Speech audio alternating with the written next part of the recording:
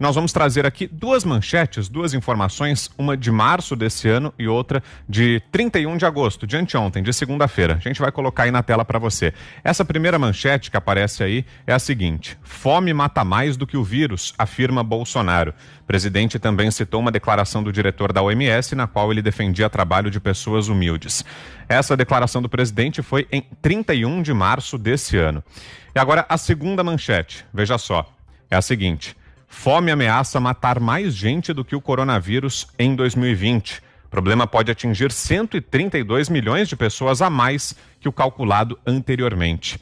E o próprio presidente Jair Bolsonaro hoje, nas redes sociais, chamou a atenção para essa semelhança aí das duas manchetes, da previsão que ele fez em março para o dado que nós tivemos agora no final de agosto. Veja aí, essa é a postagem feita hoje à tarde pelo presidente Bolsonaro.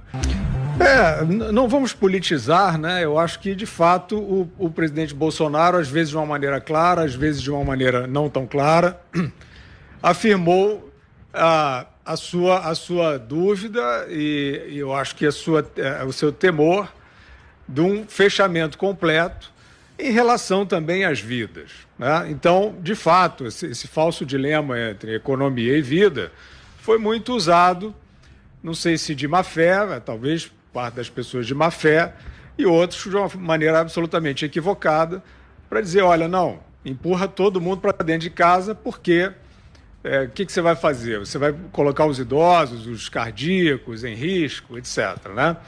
Então, o dilema não estava correto, né? Quer dizer, na verdade, no início havia, sim, uma grande interrogação, evidente, né, do percurso daquilo.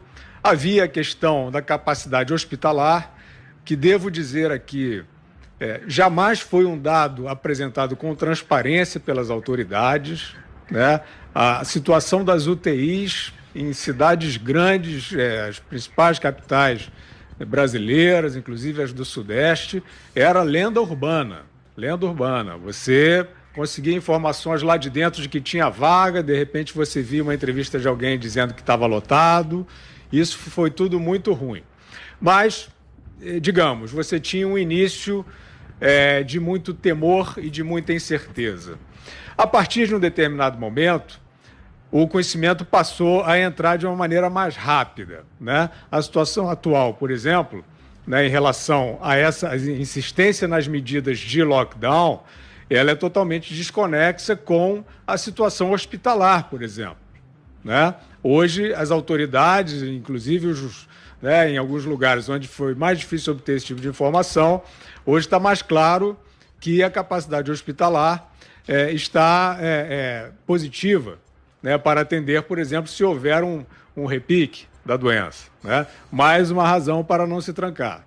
Agora, o que o presidente dizia era que você não tinha a opção de salvar vidas estagnando a sociedade, que isso não salvava vidas, né? Até se o lockdown como salvação milagrosa contra o coronavírus fosse ok, que não era, você estaria matando gente de fome.